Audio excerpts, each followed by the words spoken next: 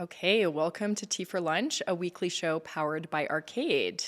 Every week, we'll serve you the top stories we're following in social media, entertainment, celebrity, and pop culture, and tech in 15 minutes or less. You can catch the show live on Instagram on Thursdays around this time, or on all podcast providers and YouTube on Fridays. We're your hosts this week, Mike and Mel. Happy to be here. It's been a couple weeks. yeah, right? for me too. Yeah, I think we didn't do one last week because we were at the gathering, and then the week before that, I think it was Mitzi and Ben. Yeah. Before we dive into it, I did want to remind everyone that you have a week left to curate your Spotify listening so that you can make sure that you're not embarrassed by any of the results that come up during the Spotify Wrapped, which is upcoming. Right. Yeah, I don't even honestly use Spotify that much, do you? Yes, I'm a Spotify girly.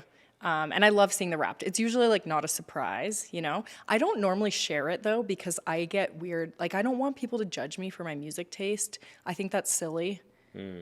I don't know. I'm just like, it's my personal business is the way that I feel. I don't know. You have a pretty public brand though. So maybe people, yeah, I don't know. It's just like, I just find people get like really weird about music. Like it's so deeply personal and like what people like, you know? So it's like, Yeah. I just don't want to open myself up to that kind of judgment. Yeah, fair enough. I mean, maybe Wrapped is starting to run its course. I have always felt a little bit of FOMO when Wrapped comes out. But these days, like the only times I really use Spotify, we have a shared one for our family, is for kids music. So it'd be a lot of like Encanto and Little You Mermaid. should share that. Maybe other parents want to see what you've been listening to. What Elena's you know? into. Yeah, maybe. Elena's Spotify Wrapped. Yeah, it's like those two and Taylor Swift Essentials and the odd Camila Cabello. Is that how you say her name? Yeah, that's pretty A good. Million to One. That's a banger for sure. That's awesome. But I'm more of an Apple Music fan. We don't have to get into it too much because I feel like we've had this debate on this show a few times between different people. But yeah, I kind of skew towards that brand. Interesting. Yeah, like I like platform. Apple too, but I also like I resonate with the Spotify brand, I think. I think they do a good job. My trump card is always that Apple Music pays their artists more per stream. Ooh, okay. Fair. That's it. We don't. I didn't know that. I'm gonna get off my high horse. We can. I like Spotify as a brand, and we were just at the gathering last week in Banff, and we got to hear from their executive creative director, Alex Bodman. He talked about Wrapped, and then also just some other activations and ways that they're using streaming data to like make really creative advertising and stuff like that. Cool. And it's always really cool. He's a very creative person and very good communicator. I'm sad I missed that session. But there was some other really good sessions. There was like some amazing brands there. There was literally like the president of the Lakers. That was really Yes. cool. People from Gatorade, Barbie, what other brands? McDonald's. The girl behind the Duolingo owl. Yeah, that was one of our favorites.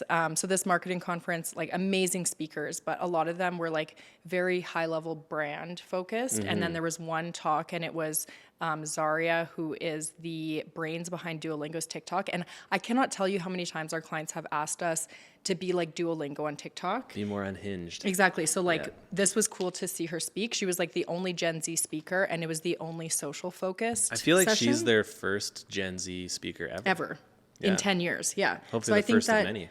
totally. And I think that it kind of just showed that like, you know, they have to move into the like younger generation and these older brand leaders have to include the younger people and like what they're doing. So I love to see that. Her talk was awesome. And we also got to film a couple TikToks with her. So Head over to Hello Arcade on TikTok. Check it out. So it was awesome. Yeah, it was probably the best year yet. I've been a few times, and it was the most people, the most interesting crowd too, because there's a lot of opportunities to meet people. So if you haven't been to the gathering, check it out for next Yeah, year. it was amazing. We really enjoyed it. And yeah, check it out. It was really cool. Okay, so to get into our news stories, first up, it's time for the SIP. So this is your weekly rundown of the top stories happening in social media. So let's just do a run through. So YouTube has expanded their lower requirements for fan funding and in-stream promotions to 37 more countries. So this is to like enter into the YouTube partner program, but not to get like paid through ads. It's basically to unlock the ability to have like fan funding and in-stream promotions, which I don't know how useful it is to people, but anyways, they're expanding that. Is fan funding, I know we don't interrupt in the sip, but is fan funding like Patreon, like you subscribe? Yeah. And so to me, I'm like, well, if you're lowering the requirements, that means that it's a smaller community. And so then to ask people, to then like pledge their support. Got it. You're like, are you really going to get that many people? Whereas when you enter like the full partner program, you get a couple dollars per 1,000 views from YouTube itself, which I think is more like reasonable Scalable. to ask. Yeah, to like ask for money from YouTube. Anyways, that's a whole thing. Okay. Next one is LinkedIn has reported record levels of engagement with 985 million members. I do think LinkedIn is making a comeback. Like we've seen some of our clients like grow on LinkedIn, and like there's just more of a focus where a couple of years ago, I feel like people didn't really care about LinkedIn, but I think it's making a comeback. I think so too. And then Meta is facing legal action from 42 state attorneys for using addictive processes to hook Huckleberry Finn, to hook young users. Totally. Shuck young oysters. Meta recently reported just under 100 million monthly active users on Threads. Do we believe this? I think that we believe it because you just kind of like got automatically signed up for it, but I don't think people But are using active it. users, monthly active users. Oh yeah, I think that's a lie. Anyways. Very interesting. And then finally, WhatsApp has finally added account switching within the app, which was much needed. Yes. Yeah. Yeah, so I already interrupted to talk about YouTube. I think LinkedIn is making a comeback, and they're also just innovating pretty quickly. One of the things that's really interesting to me is how they started doing AI created articles that then creators on LinkedIn can contribute to. So AI will like identify topics, and then they like sent out invites to specific people that are active on the platform to invite them to contribute. And then now you can start to see, as you scroll in the feed, you'll see like so contributed to this article, so contributed to this article. And there's a limit to how much you can contribute. Like it's like a paragraph. I love that. But it's I think, interesting. yeah, that makes it easy for people, because I think something that's really daunting for people on LinkedIn especially is like starting from scratch, like doing some thought leadership. Like that is like, it's nerve-wracking because when you post content like that, you're automatically saying like, I'm a thought leader, so it is nerve-wracking for people. So if they could like contribute to something that's already been like started, like I would love to, LinkedIn, invite me to contribute to something. Yeah, and the constraint they use of like really keeping it pretty succinct of how much you can contribute almost like forces you to only comment if you are an expert, because Right. you don't get a lot of opportunity to like add a bunch of like rationalization or like research to back it. You have to be able to just like say it in a punchy way that is convincing. And yeah. I also think that like LinkedIn used to be like a lot more buttoned up, and now I feel like people are showing a bit more of like their whole selves, which I think is kind of like the nature of work as well. We're kind of realizing that like people are people as well. And so I like the vibe shift a little bit, or like I've just seen a small shift and I feel a bit more like comfortable there. But yeah, we'll see. I think LinkedIn might end up being what we wanted Threads to be. Ooh. Like a better, more enjoyable, more approachable version of what Twitter used to be. That makes sense. Okay, that's Maybe our it's prediction. a hot take. Maybe everyone agrees. Who knows? One of our first main stories here, SKIMS has officially launched a menswear collection. I have thoughts on this. But just to fill you all in, Kim Kardashian's shapewear brand SKIMS, they launched menswear. The collection includes a range of men's products such as boxers, briefs, t-shirts, undershirts, tank tops, and leggings. And they've always emphasized their mission to create shapewear for bodies with different skin tones and body types and ages. But they've received lots of requests along the way for men's products and decided just now to use male sports stars to get the line in front of men. So they featured some really notable people like Brazilian footballer Neymar Jr., NBA player Shai Gilgeous-Alexander, and NFL defensive end Nick Bosa. They're all shredded. They're all very good looking. So all different body types. They really said we're going to represent all different body types. That's the interesting thing. And I read some of the interviews on this, and they talked a lot about how like the best way to get in front of men is through sports, which I don't disagree with. But it's so interesting to me how it seems to be a departure from the whole brand that they built for women. Yeah. And couldn't they have added, they could have used the sports people, but then added some other people of different body types, skin tones, and ages? Yeah, that's my Perhaps. thoughts too.